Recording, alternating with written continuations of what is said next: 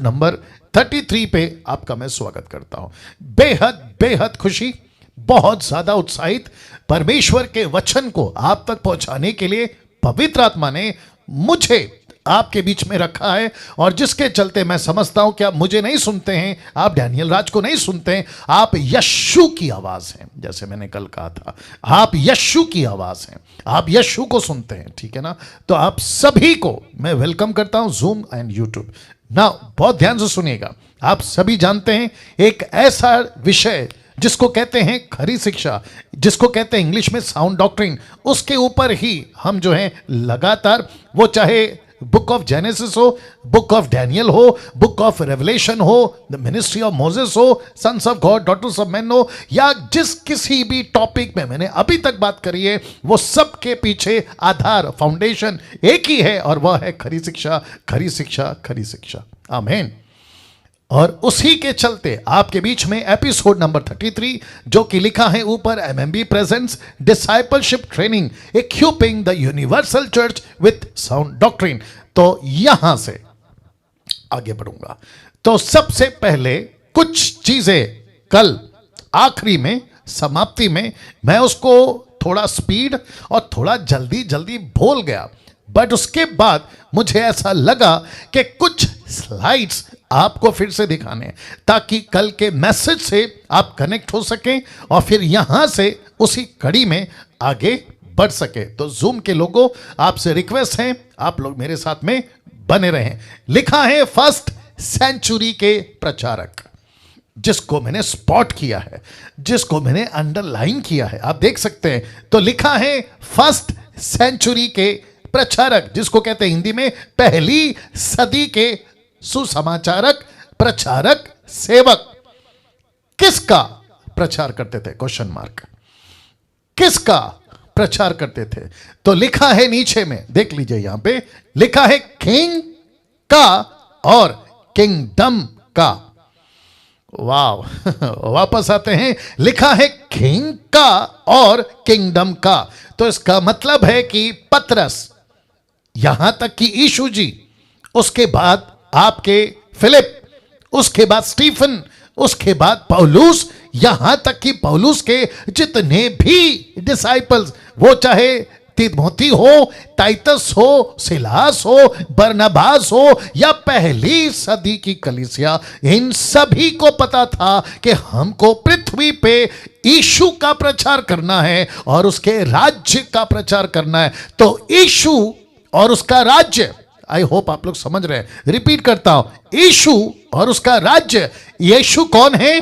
दुल्हा। उसका राज्य क्या है? उसकी दुल्हन। यीशु कौन है? शेपर्ड। और उसकी किंगडम क्या है? उसकी शीप।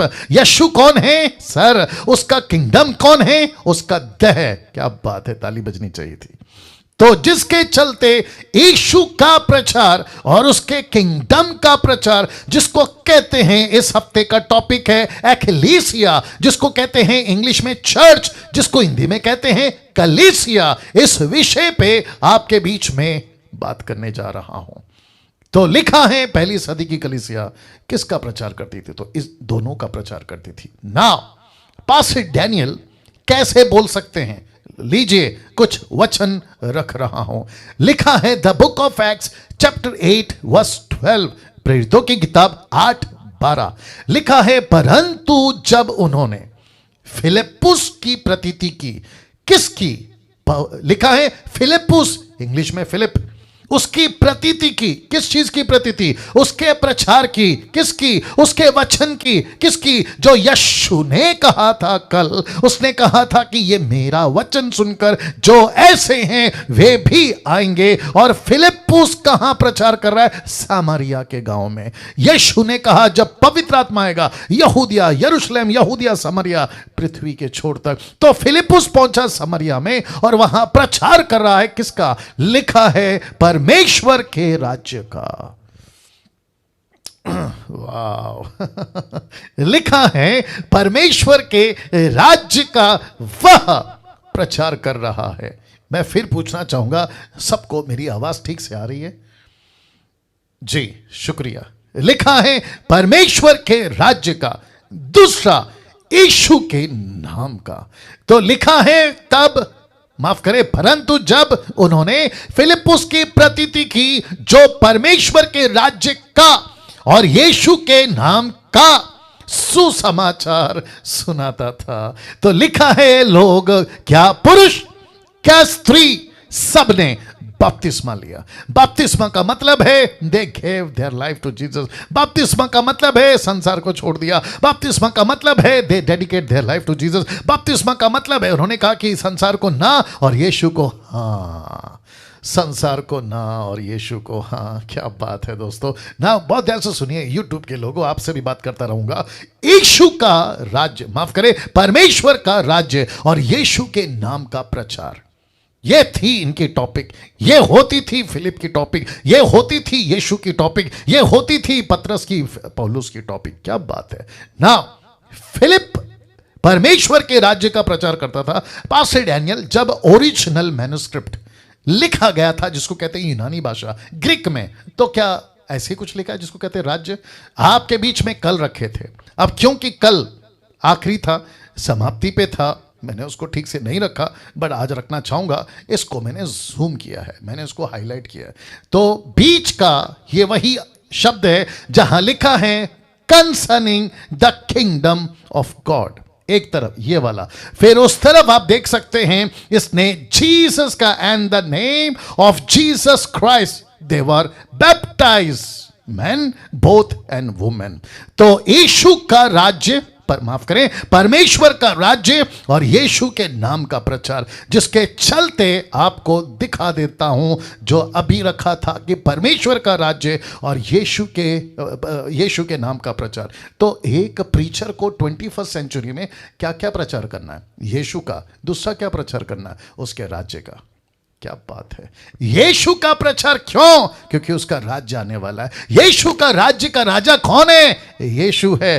तो बात तो खत्म हो गई ना भैया। यही तो किया था पतरस ने, यही तो किया था पौलुस ने, यही तो किया था पहली सदी में, और हमको भी यही करना है। परमेश्वर के राज्य का और यीशु के नाम का, ये दोनों साथ में चलेगा। मैंने आपको कल बता दिया था ना, ये आपको मैं बता चुका हूं सबूत के तौर पे। आइए देखते हैं कि पौलुस ने क्या किया। लिखा है जो उसके पास आते थे, किसके पास? पौलुस के पास। लिखा है उन सब से मिलता रहा, और बहुत अच्छा लग रहा है ये वाली लाइन। लिखा है बिना रोक टोक और बहुत निडर होकर। मैं आप सभी को आज व्हाट्सएप पे एक फोटो डाला था, आपने देखा होगा। अगर अपनी भेड़ को बचाना है तो हाथ में डंडा उठाना है, आप लोगों ने देखा होगा। You got the point.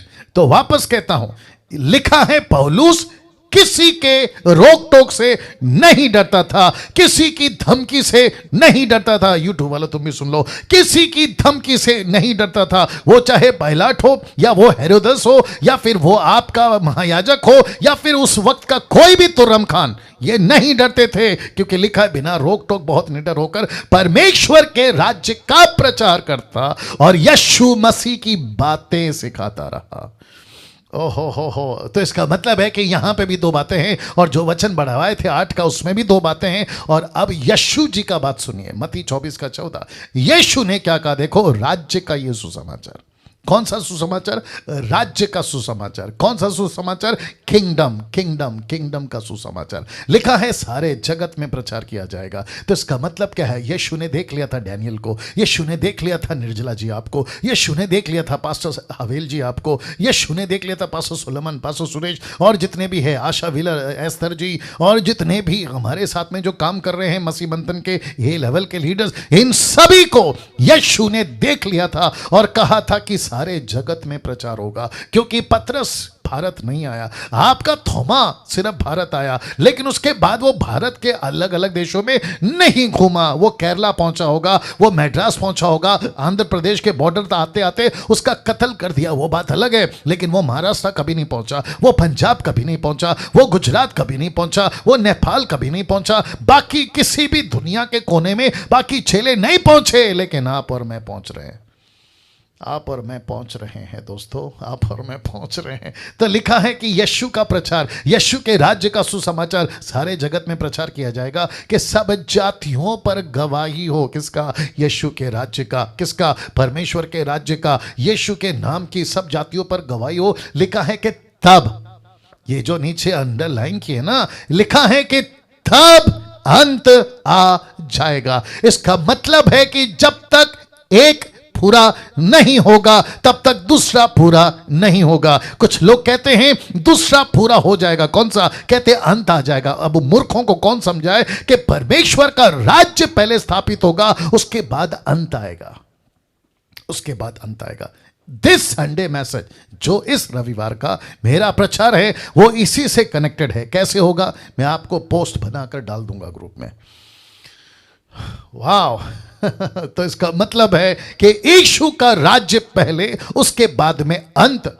पहली सदी के प्रचारक ने यही कहा अंत आ रहा है, दूसरी सदी यही कहा अंत आ रहा है, तीसरी सदी यही कहा अंत आ रहा है। ऐसे करते करते 21वीं सदी तक बीत गई, यीशु नहीं आया क्योंकि उसका राज्य स्थापित होना बाकी है। और जिस दिन सब जातियों पर गवाही हो जाएगी उस दिन अंत यीशु जरूर लाएगा, यीशु जरूर लाएगा। मैं इसके ऊपर अभी नहीं जाना चाहता, नहीं तो मेरा संडे का जितना मसाला है आज मैं यहीं ओपन कर दूंगा। नाउ इसको देखिए दोस्तों, the book of Hebrew chapter 10 verse 13, देखो क्या लिखा है। लिखा है उसी समय से। कौन से समय से? जिस दिन यीशु क्रूस पे मर गया। कौन से समय से? जब यीशु ने क्रूस पर कहा इट इज फिनिश, उस दिन से। कब से? जिस दिन यीशु मुर्दों में से जी उठा। कब से? जब यीशु ने कहा स्वर्ग और पृथ्वी का सारा अधिकार मुझे दिया गया। लिखा है उसी समय से इसकी भाट जो रहा है कि उसके बैरी उसके पांवों के नीचे की पीढ़ी बने। उसका पांव किसका पांव? यीशु का पांव। यीशु का पांव कौन है? Come on get ready. अगर यीशु उसका सर है, कलीसिया का सर है, तो पांव कौन है? आप और मैं। अरे रे वापस आना पड़ेगा, वापस आना पड़ेगा। अगर उसके पांव के नीचे लिखा है ना, तो उसका पांव कौन है? उसका पांव उसका कलीसिया है, उसका पांव उसकी एकलीसिया है, उसका राज्य, उसका किंगडम है। यीशु सर है, हम उसकी धड़ हैं। यीशु हेड है, हम उसकी बॉडी हैं। तो लिखा उसके बैरी उसके पांव के नीचे की पीढ़ी बने। लिखा है बहुत जल्द शांति का परमेश्वर शैतान को तुम्हारे, अब कंफर्म हो गया, तुम्हारे पांव से शीघ्र कुचलवा देगा। हमारे प्रभु यीशु मसीह का अनुग्रह तुम पर होता रहे। तो किसके पांव के नीचे आने का वेट हो रहा है? किसके पांव के नीचे? Come on get ready, excited हो जाओ। आपकी जो स्पिरिट है ना वो आज आपको हिला देगी। ऐसी बातें आज आपके बीच में रखने जा रहा हूं। लिखा है कि उसके पांव के नीचे का वेट हो रहा है। शत्रु उसके पांव के नीचे आ जाए, वेट हो रहा है। शांति का परमेश्वर शैतान को तुम्हारे पांव से कुचलवा देगा, ऐसा उसका वेट हो रहा है। और लिखा है कि बहुत जल्द होगा। क्यों? जब तक ये नहीं होगा उसका राज्य का सुसमाचार, तब तक एंटी शो अप नहीं करेगा। एंटी क्राइस्ट को कोई रोक रहा है। पहला थिस्सलुनीके 2 अध्याय वचन 6-7 से आगे कहता है उसको कोई रोक रहा है। उसको कौन रोक रहा है? यही सुसमाचार रोक रहा है। एक रोकने वाली वस्तु है, उसको कौन रोक रहा है? यह पवित्र आत्मा का मिशन उसको रोक रहा है। और जिस दिन सुसमाचार का काम, जिस दिन उसके राज्य का सुसमाचार का काम पूरा होगा, शत्रु हमारे पांव के नीचे, शैतान आपके पांव के नीचे। और मैंने कल रखा था कि क्राइस्ट एंड चर्च, रिपीट करता हूं, Christ and church both are one, both are one. क्या गजब की बात है, ये दोनों एक ही है। यीशु सर है, आप और मैं उसकी देह, बॉडी। यीशु हेड है, आप और मैं उसकी बॉडी। यीशु मसीह दाखलता है, आप और मैं डाली। यीशु मसीह बड़ा पास्टर है, आप और मैं उसकी भेड़ें। यीशु मसीह सब कुछ है। और लिखा है कि उसने हमको अपने साथ में जोड़ा है। Christ and church both are same, both are one. Now इफिसियों 1:23 क्या कहता? देखो, यह उसकी देह है और उसकी परिपूर्णता है। मैंने आपको कल बताया था, ये उसकी देह है और उसकी परिपूर्णता है। मुझे नहीं पता आपकी क्या हालत हो रही है, लेकिन जब मैं स्लाइड बना रहा था कल से लेकर अभी तक में मेरी हालत खराब है कि परमेश्वर कैसी कैसी बातें तू बताता है, कैसे कैसे वचन तूने रखे हैं प्रभु जी, जो मनुष्य को लूसीफर ने अभी तक अंधा करके रखा है। वो तेल पानी के ही चक्कर लगा रहे, रुमाल कपड़े के ही चक्कर लगा रहे, लेकिन असली मटन नहीं खा रहे हैं, असली मटन नहीं खा रहे हैं। और जिसके चलते परमेश्वर ने डीटी में मुझको और आपको यह अनुग्रह दिया कि आप और हम इन बातों को सीख सकें। इफिसियों की किताब उसका 5:27 देखो क्या लिखा है। उसे एक ऐसी तेजस्वी कलीसिया बनाकर, किसको? इसको ये चित्र देख लो, ये चित्र देख लो, ये लड़की, ये कलीसिया, ये दुल्हन, यीशु मसीह की ब्राइड, इसको कहता है। देखो क्या लिखा है, लिखा है उसे एक ऐसी तेजस्वी कलीसिया बनाकर। तेजस्वी का मतलब समझते हैं रोशनीदार, मतलब समझते हैं यीशु की रोशनी से। मूसा के चेहरे पे किसकी रोशनी थी? परमेश्वर की। कलीसिया पे किसकी रोशनी आएगी? कम ऑन गेट रेडी, यीशु की। क्या बात है, क्या बात है। लिखा है मूसा का चेहरा नहीं देख सके क्योंकि परमेश्वर की रोशनी थी उसके ऊपर, और उससे कहा था कपड़ा डाल दे, हमसे बात करना। लेकिन यीशु कहता है मैंने कपड़ा फाड़ दिया है, अब कपड़ा डालने की जरूरत नहीं है क्योंकि मेरी रोशनी नहीं, मैं खुद तुम्हारे अंदर आ गया हूं। लिखा है उसे एक ऐसी तेजस्वी कलीसिया बनाकर अपने पास खड़ी करे। किसके पास? ब्रैकेट में यीशु। फेस यूट्यूब वालों बड़े ध्यान से सुनिएगा, लिखा है अपने पास खड़ी करे। किसके पास? यीशु के पास। तो इसका मतलब है दुल्हन किसके पास खड़ी होनी चाहिए? यीशु के पास। यीशु कौन है? हमारा दुल्हा। हम कौन है? उसकी दुल्हन। तो Jesus Christ, get ready, get ready, get ready. लिखा है जिसमें ना कलंक, ना झुर्री, ना कोई ऐसी वस्तु हो, वरना पवित्र हो, निर्दोष हो। इसका मतलब है कि जितना पवित्र यीशु है कलीसिया होनी चाहिए, जितना यीशु मसीह साफ है उतना कलीसिया होनी चाहिए, जितना यीशु पावरफुल है उतनी कलीसिया पावरफुल होनी चाहिए। और जिसके चलते पौलुस कहता है कि मैं तुमको बता दूं कि तुम कौन हो, तुम यीशु की कलीसिया हो, तुम यीशु की कलीसिया हो, तुम यीशु की कलीसिया हो। Come on get ready. सुनो सुनो सुनो, इस बात पे ध्यान दीजिए। मुझे नहीं पता देवा देवा दीवा दीवा आप क्या लिख रही हैं, क्या पन्ना पलट रही हैं। आपका फोकस यहां होना चाहिए सिस्टर। आपको पीडीएफ में सब मिलेगा, लेकिन ये जो पंच लाइन दे रहा हूं ना, अगर आप लिखते बैठोगे तो दिक्कत हो जाएगी। प्लीज, बहुत मेहनत के साथ आप लोग के पास आता हूं। वाह, लिसन लिसन लिसन। किस ओके, अलग तरीके से आता हूं। ऐसे सोचिए कि आप किसी कपल्स मतलब किसी मैरिज फंक्शन में गए, क्या कहते हैं उसको, शादी का पार्टी जिसको कहते हैं, अभी अभी शादी हुई है और आप वहां पर गए, रिसेप्शन, याद आ गया, रिसेप्शन। आपको कैसे लगेगा कि दूल्हा एकदम टिप टॉप मजबूत हाई फाई कपड़ा सूट बूट के साथ में, और उसकी दुल्हन फटे कपड़े, बदसूरत, मतलब बहुत गंदी, कैसा लगेगा? प्लीज बताइए। आप सबसे पहले जाते ही किसको पकड़ोगे? आप जाते ही उस दुल्हे को पकड़ोगे। तूने किसको खड़ा कर लिया बगल में? तूने किसको पास में खड़ा कर लिया? इसलिए पौलुस कहता है उसे कैसी तेजस्वी कलीसिया बनाकर। जरा शब्द पे ध्यान दीजिए। लिखा है अपने पास खड़ी करे, अपने साथ खड़ी करे। किसके? यीशु के पास खड़ी करे। कैसी कलीसिया? लिखा है ना कलंक हो, ना झुर्री हो, ना कोई वस्तु पवित्र वस्तु हो, वरना पवित्र हो और निर्दोष हो। इसका मतलब है, कम ऑन गेट रेडी, क्या करूं क्या करूं, सुनो सुनो सुनो सुनो। यीशु को कैसे बताऊं? तैयार हैं आप लोग? इसको ले लो, इसको ले लो। व्यवस्था कहती है कलीसिया को तू तब तक पवित्र नहीं है जब तक तू खुद कुछ नहीं करती। यीशु आकर कहता है कलीसिया तुझे कुछ नहीं करना है क्योंकि सब कुछ मैंने कर दिया है, तो मेरी पवित्रता में पवित्र है। See the difference.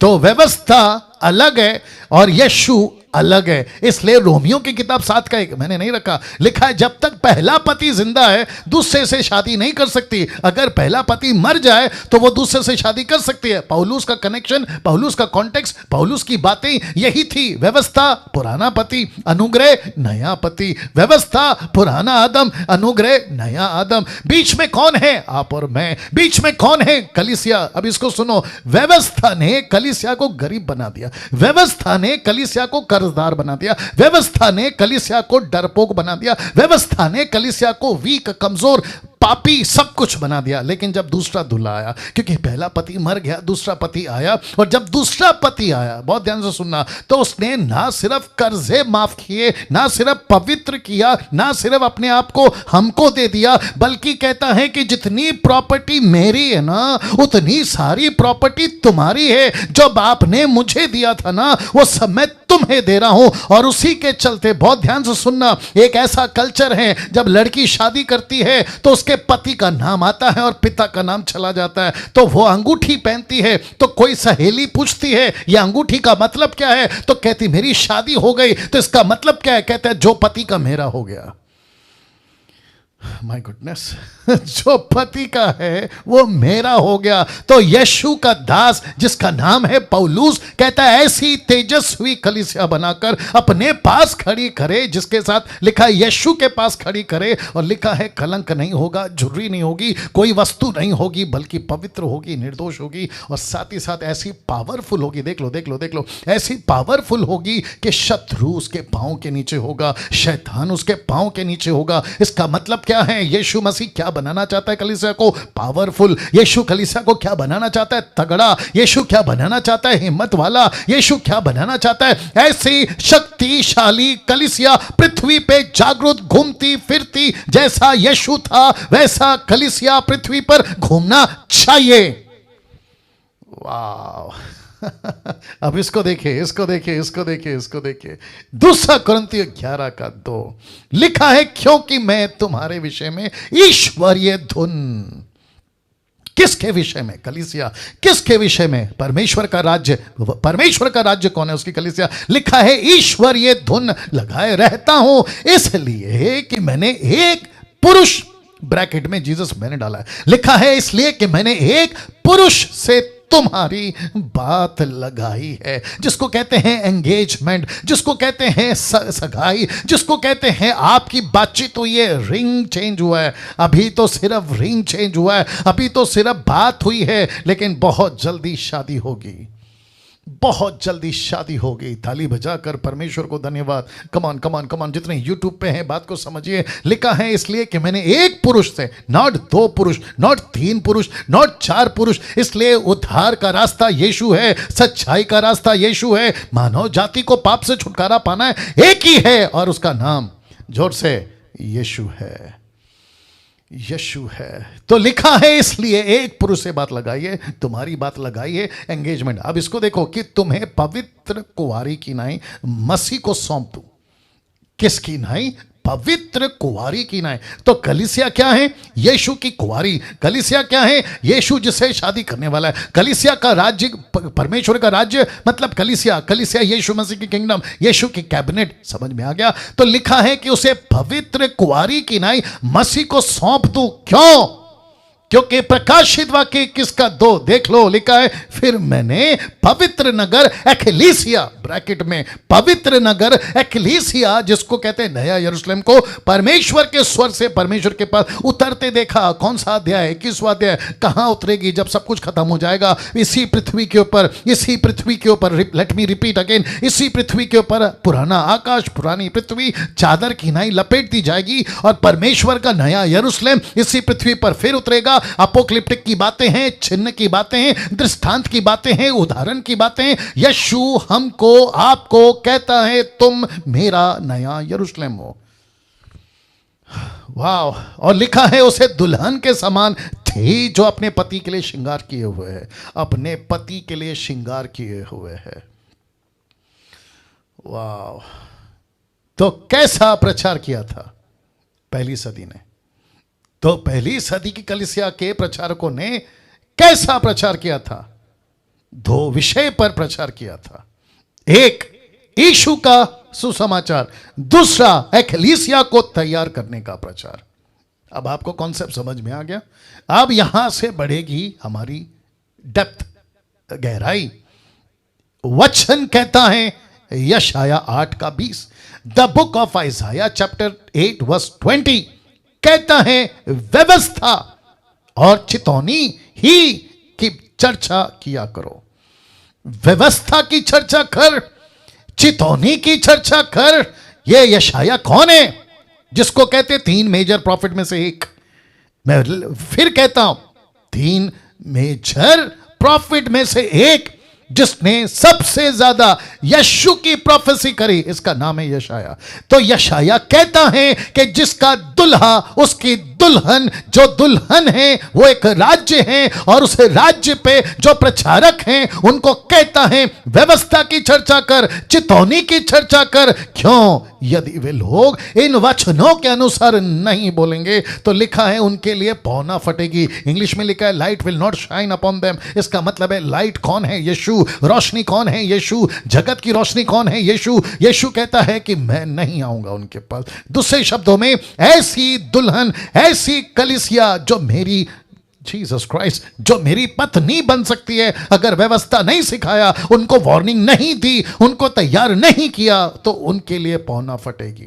जो प्रचारक हैं उनके लिए पौना फटेगी। इसका मतलब है हम सभी को यीशु की व्यवस्था और यीशु की चेतावनी, वार्निंग देते रहना है, देते रहना है, देते रहना है, सिखाते रहना है, सिखाते रहना है। यस और नो? यस और नो, यस और नो। नाउ एक छोटा सा एग्जांपल आ रहा है, अभी आ रहा है, दे देता हूं।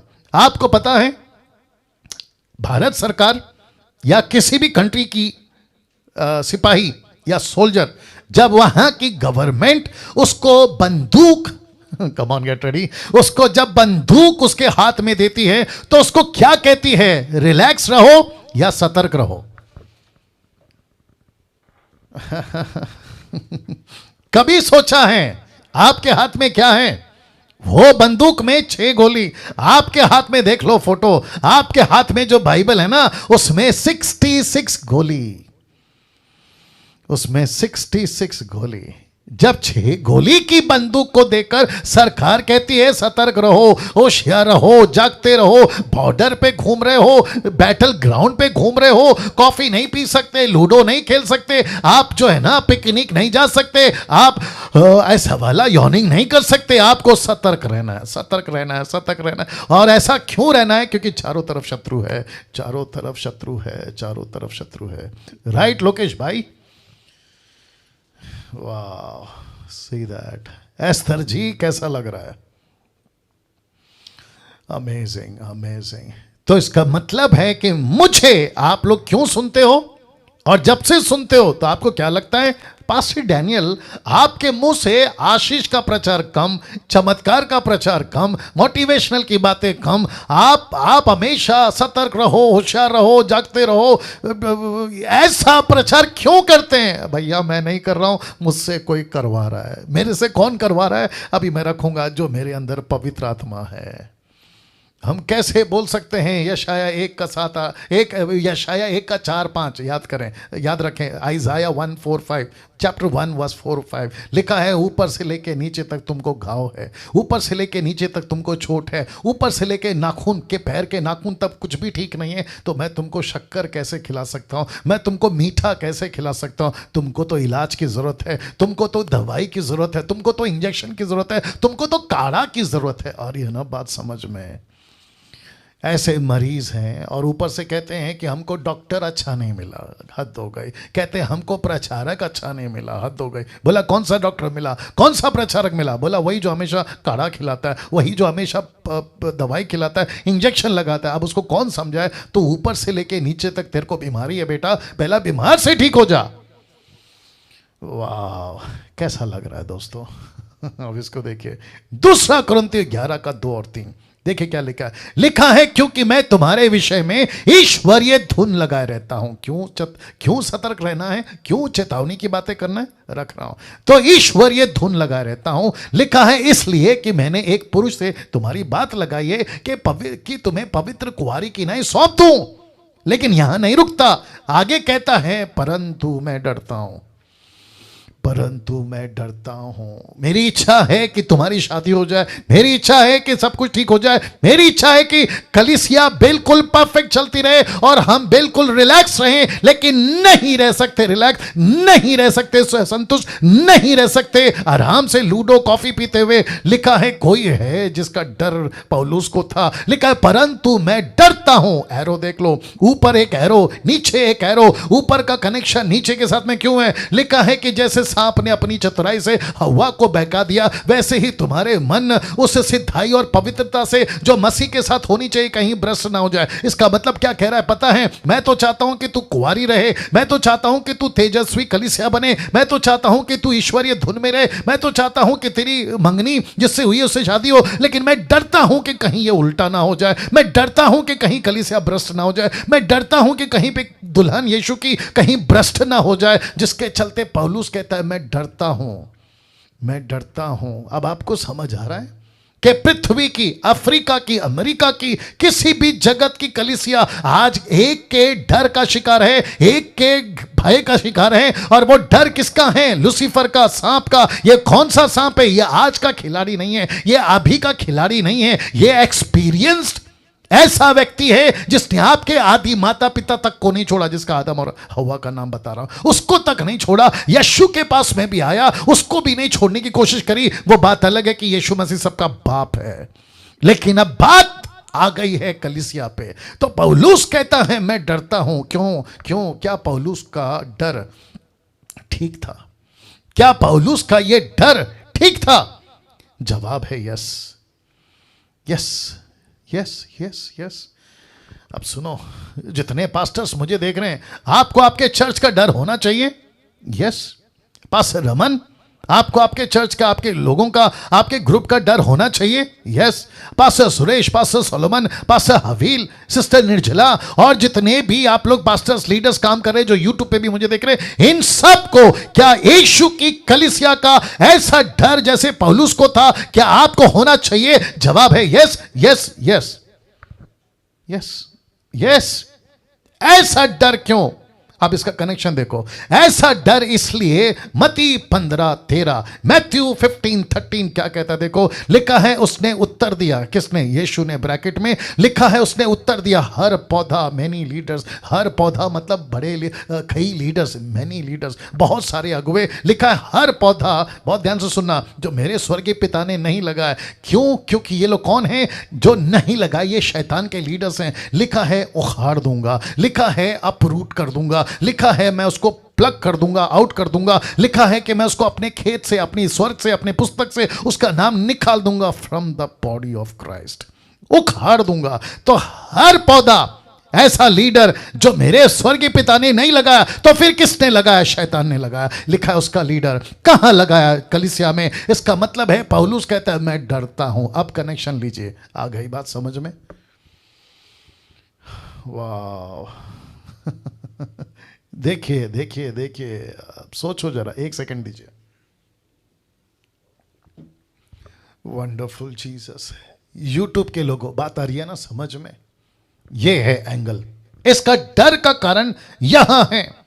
तो यीशु अपनी पुस्तक में, यीशु अपनी स्टेटमेंट में मत्ती 15:13 में यह कह गए कि वो हर पौधा, जिसको कहते हैं मैनी लीडर्स, बहुत सारे अगुवे, हर पौधा मेरे पिता ने नहीं लगाया। किसने लगाया? शैतान ने, जिसको कहते हैं शैतान का लीडर। मैं उसको उखाड़ दूंगा। शब्द समझते हैं? मैं उसको उखाड़ दूंगा। दूसरे शब्दों में, मेरी कलीसिया में ऐसा किसी प्रकार का लीडर आकर अपना पेड़ नहीं लगाएगा, नहीं लगाएगा, मैं उखाड़ दूंगा। कैसे उखाड़ेंगे पास्टर डैनियल? लिखा है वचन को सुनाने वाला कैसा है? वचन को सुनाने वाला कैसा है? दूसरे शब्दों में, कैसा है ये जानना बहुत जरूरी है। आप वचन जो सुनाते हैं ना, किसको? मसीह की देह को। वचन कौन सुना रहा है? कैसा सुना रहा है? तो वचन सुनाने वाला कैसा है, कैसा है, ये जानना बहुत जरूरी है। क्योंकि आज मसीह मार्केट में देख लीजिए, उखाड़े हुए पौधे बहुत घूम रहे हैं। माय गुडनेस, आपने पॉइंट समझा? मसीह मार्केट में, मसीह की देह में उखाड़े हुए पौधे, जिसको परमेश्वर ने ऑलरेडी उखाड़ दिया है, वो क्या बनकर घूम रहे हैं? कलीसिया के अगुवे, कलीसिया के पास्टर, कलीसिया के बिशप, एवेंजलिस्ट, पोस्टल, क्या कहते हैं, दुनिया भर की टाइटल लगाकर घूम रहे हैं। कहां? मसीह मार्केट में, जिनको प्रभु कहता है मैं उखाड़ दूंगा। तो ये उखाड़े हुए पौधे, इसलिए लिखा है वचन को सुनाने वाला कैसा है, कैसा है, ये जानना बहुत जरूरी है कि वो क्या प्रचार कर रहा है, कैसे प्रचार कर रहा है, आप कैसे सुनते हो। क्योंकि आज मसीह मार्केट में उखाड़े हुए पौधे बहुत घूम रहे हैं। कभी ऐसा भी सोचा था निर्जला जी, कभी ऐसा भी सोचा था आशा जी, कभी ऐसा सोचा था रमन साहब और जितने बाकी लोग हैं, कभी ऐसा सोचा था कि मसीह मार्केट में उखाड़े हुए पौधे बहुत घूम रहे हैं। अब आपको बता दूं कि यीशु ने क्या कहा था, जरा देखिएगा, जो मैंने कल रखा था बट आपको अलग तरीके से वापस रख रहा हूं। लिखा है मेरी और भी भेड़ें हैं पूरी दुनिया में, जो इस भेड़शाला की नहीं है, मुझे उनका भी लाना अवश्य है। आप ब्रैकेट में देख लो, कैसे याद आ गया, कैसे। अब यीशु क्या कहता देखो, कहते हैं वो मेरा शब्द सुनेगी। किसका शब्द? यीशु का शब्द। किसके द्वारा? आपके द्वारा। तो ये कौन सा पौधा है? ये कौन सा पौधा है? उखाड़ा हुआ या परमेश्वर का पौधा है? ये किसका पौधा है? ऑफ कोर्स ये परमेश्वर का पौधा है, जिसको परमेश्वर, यीशु कहता है मत्ती 15:13 में, जिसको परमेश्वर ने नहीं लगाया उसको तो वो उखाड़ देगा। अब जरा उल्टा करते हैं, लेकिन जिसको उसने लगाया है कोई माई के लाल उखाड़ नहीं सकता। अब आ रही है ना बात समझ में। दूसरे शब्दों में वो मेरा शब्द सुनेंगी आपके द्वारा खरी शिक्षा। फिर लिखा है तब एक ही झुंड यूनिवर्सल चर्च, और लिखा एक ही छरवा यानी कि यीशु मसीह आपका और मेरा पास्टर होगा। तो इसका मतलब है कि आप कौन से पेड़ हैं, आप कौन से पौधे हैं? आप छोटे हैं, बड़े हैं, पतले हैं, मोटे हैं, काले हैं, गोरे हैं, अमीर हैं, गरीब हैं, पढ़े लिखे, अनपढ़ हैं, आप क्या हैं? आप यीशु के पौधे हैं। तो जो यीशु का पौधा है उसको पानी कौन देगा? यीशु। उसको खाद कौन देगा? यीशु। उसका देखभाल कौन करेगा? यीशु। उसको ताकत कौन देगा? यीशु। डैनियल राज 5वीं क्लास 3 बार फेल। एस्तर जी माफ करो, फिर से बोलना पड़ रहा है। डैनियल राज 5वीं क्लास 3 बार फेल। ये पौधे को पानी कौन दे रहा था 28 साल से, और खास करके अब ये 5-6 साल से? यीशु। मुझे ये ज्ञान कौन दे रहा है? यीशु। ऐसी बातें कौन दे रहा है? यीशु। ऐसी बातें मैं क्यों कर पा रहा हूं? यीशु। तो यीशु कहता है कि डैनियल तू मेरी आवाज बन जा, तू मेरा पौधा बन जा, मैं तुझे देखूंगा कि तुझे कौन उखाड़ सकता है। मैं वापस कहता हूं, जितनों को मेरे से तकलीफ है, जितनों को मेरी वीडियो से तकलीफ है, जिनको मेरी शक्ल से तकलीफ है, बेटा तैयार हो जा। उठते बैठते मैं ही दिखूंगा, आते जाते मैं ही दिखूंगा। मेरी चर्चा तो इतना थक जाएगा ना, मेरे को देख देख के, मेरी बातें सुन सुन के परेशान होकर हाथ जोड़ लेगा कि भाई बस करो। यीशु ने यही किया। किसके साथ में? जोसेफ के साथ में। 11 भाइयों ने क्या कहा था? इसकी शक्ल नहीं देखनी। 11 भाइयों ने क्या कहा था? इसकी आवाज नहीं सुननी। लेकिन परमेश्वर ने ऐसा किया, उसी की शक्ल दिखाई, उसी की आवाज सुनाई। तो यूट्यूब वालों और खास करके तू माइकल, तेरे को तो ज्यादा प्रभु सुनाएगा। वाह। लिखा है तू मेरी आवाज सुनेगा, लिखा मेरा शब्द सुनेगी, कलीसिया मेरा शब्द सुनेगी। अब इसको देखो 17-20 क्या कहता है? मैं केवल उन्हीं के लिए विनती नहीं करता, परंतु उनके लिए भी जो इनके वचन के द्वारा मुझ पर विश्वास करेंगे। लिखा है खरी शिक्षा। तो कौन सा वचन? इनके वचन। इनके वचन किसके? पतरस के। तब उसके बाद फिलिप, उसके बाद एंड्रू, उसके बाद पॉल, टाइटस, तिमोती, ये सब के बाद फिर अभी कौन? आप और मैं। तो यीशु कहता है जो इनके वचन के द्वारा। तो इसका मतलब है कौन सा वचन है ये कौन सा पौधा है? यीशु का लगाया हुआ। ये कौन सा पौधा है? परमेश्वर का लगा हुआ। तो इसका मतलब है, कम ऑन गेट रेडी, मसीह मंथन कौन सा पौधा है? आप सभी जो मसीह मंथन, मतलब ये कोई ऑर्गेनाइजेशन नहीं है। मसीह मतलब वो मसीह जो खरी शिक्षा पे चलते हैं। डैनियल राज ने किसी प्रकार का ऑर्गेनाइजेशन नहीं खोला हुआ है, ठीक है ना। हम सब मिलकर ही प्रभु के ऑर्गेनाइजेशन है, ये बात अलग है। क्या बात है। तो यीशु ने मुझको और आपको रखा है क्या बनाकर? अपना पौधा, जिसको कोई मार के लाल उखाड़ नहीं सकता। आएंगे, बीच में आएंगे, हाथी चले बाजार, कुत्ते भौंके हजार, बीच में आएंगे कुछ कुत्ते, खास करके खुजली वाले, लेकिन कुछ नहीं कर पाएंगे। तो लिखा है जो वचन के द्वारा मुझ पर विश्वास करेंगे, लिखा है खरी शिक्षाओं से, कि वे सब एक हों, वे सब एक हों। वाह। तो आपके दिमाग में पिक्चर रखो, अभी मैं खत्म नहीं किया हूं। आपके दिमाग में एक पिक्चर रखो। कौन सा प्रचार? यीशु का। कौन सा प्रचार? राज्य का। कौन सा चेतावनी, चर्चा कौन सी करनी है, किसकी वार्निंग देनी है? कलीसिया को साफ रखो, कलीसिया को पवित्र रखो। क्यों? क्योंकि पौलुस कहता है तुम्हारे एक के साथ बात लगाइए कि उसके पास में खड़ी करे। जितना पावरफुल यीशु उतनी पावरफुल कलीसिया। लेकिन अभी कहां गए? लिखा है कौन सा पौधा। आप कौन से पौधे हैं? उखाड़े हुए नहीं। आप कौन से पौधे हैं? लगाए हुए। लेकिन मार्केट में उखाड़े हुए पौधे अभी भी घूम रहे हैं।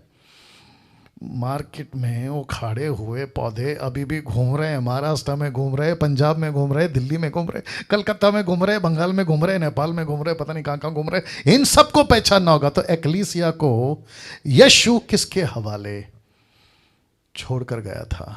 जवाब है पवित्र आत्मा। यीशु इस पृथ्वी पे अपनी कलीसिया को किसी के हवाले छोड़ गया था, किसी की रिस्पॉन्सिबिलिटी पे छोड़ गया था। यूट्यूब वालों तुम भी देखो, लिखा है पवित्र आत्मा, होली स्पिरिट। आप लोग तैयार हैं? मैं प्रूफ देने जा रहा हूं। मैं फिर पूछ रहा हूं, आप लोग तैयार हैं? और अगर अभी तक अच्छा लग रहा है, एक अच्छी ताली बजाकर परमेश्वर को धन्यवाद। Come on. ओके, ये रहा प्रूफ। यूहन्ना की किताब 16:12, the book of John chapter 16 verse 12, लिखा है मुझे तुमसे और भी बहुत सी बातें कहनी है। नेक्स्ट कहता है परंतु अभी पतरस, तू अभी, यूहन्ना तू अभी, एंड्रू तू अभी नहीं समझ सकता, नहीं सह सकता, डाइजेस्ट नहीं कर सकता। वचन तेरा, परंतु जब वह अर्थात सत्य का आत्मा आएगा। कौन? पवित्र आत्मा। लेकिन लिखा है कि जब वह अर्थात सत्य का आत्मा आएगा, तो लिखा है तुम्हें सब सत्य का मार्ग बताएगा। ये देख लो, लिखा है ना मार्ग, मार्ग को मैंने अंडरलाइन किया, ये वाला ये वाला ये वाला। तो इसका मतलब है कि पवित्र आत्मा पृथ्वी पर यीशु का रास्ता दिखाने आएगा। ओहो, आप नहीं समझे अभी भी। इस पृथ्वी पर पवित्र आत्मा नीचे पटकने नहीं आएगा, आपको तेल पानी फूंक मारने के लिए नहीं आएगा, आपको नीचे जमीन पे लोटपोट करने नहीं आएगा, आपको पवित्र आत्मा आ गया हंसो हा हा हा ऐसा करने नहीं आएगा। लिखा है पवित्र आत्मा तुम्हें सत्य का मार्ग बताने आएगा। जल्दी पूछो क्यों, वहीं से पूछ लो क्यों। क्योंकि लिखा है उखाड़े पेड़ घूम रहे हैं, उखाड़े पेड़ घूम रहे हैं, उखाड़े पौधे घूम रहे हैं, ऐसे टीचर घूम रहे हैं, ऐसे लूसीफर के टीचर घूम रहे हैं। तो कंफ्यूजन आ सकती है, मतभेद हो सकता है, लाखों की डिनोमिनेशन तैयार हो सकती है। अभी 21वीं सदी में तो बेड़ा गर्क है। अगर यीशु और 500-600 साल तक अगर नहीं आया तो सोच के देखिए मसीह मंथन वालों, ये लूसीफर और उसके उखाड़े पौधे इस कलीसिया का कैसे तितर बितर कर देंगे। और यही मकसद है कि आपको और मुझे इस युग में खड़े होना होगा। इसलिए फोटो डाला था कि अगर भेड़िए से अपनी भेड़ को बचाना है तो हाथ में डंडा उठाना होगा, हाथ में डंडा उठाना होगा। बाप रे, आई विश कि पूरी दुनिया आज का मेरा ये प्रचार सुनती, बट पता नहीं क्या होगा, बाकी पवित्र आत्मा जाने। लिखा है सत्य का आत्मा आएगा, तुम्हें सब सत्य का मार्ग बताएगा, क्योंकि वह अपनी ओर से नहीं कहेगा परंतु जो कुछ सुनेगा वही कहेगा, आने वाली बातें तुम्हें बताएगा। और लिखा है वह मेरी महिमा करेगा, क्योंकि वह मेरी बातों में से लेकर तुम्हें बताएगा। देखो कितनी बार बोल रहा है मेरी बातें मेरी बातें मेरी बातें, देख रहे हैं कितनी बार है। तो फोकस क्या है पवित्र आत्मा का, यीशु की बातें। फोकस क्या है पवित्र आत्मा का, यीशु का वचन सुनाना। फोकस क्या है यीशु मसीह, पवित्र आत्मा का यीशु का मार्ग दिखाना, बाकी और कुछ नहीं है। अभी इसी को देखो, लूका की किताब उसका 24 का 49, देखो क्या लिखा है। लिखा है देखो जिसकी प्रतिज्ञा मेरे पिता ने की है मैं उसको तुम पर उतारूंगा। ये जो शब्द है ना, मैं तुमको उसके ऊपर उतारूंगा। किसको उतारूंगा? पवित्र आत्मा को। किसको उतारा था? पवित्र आत्मा को। लिखा है जब तक स्वर्ग से, कहां से? स्वर्ग से, नरक से नहीं, पृथ्वी से नहीं, यहां से नहीं, वहां से नहीं, कहां से? स्वर्ग से। क्यों? क्योंकि परमेश्वर का राज्य कहां का है? स्वर्ग का। तो लिखा है मैं उसको ऊपर से, स्वर्ग से ऊपर से तुम पर उतारूंगा, स्वर्ग से तुम पर उतारूंगा। और लिखा है जब तक स्वर्ग से सामर्थ्य ना पाओ।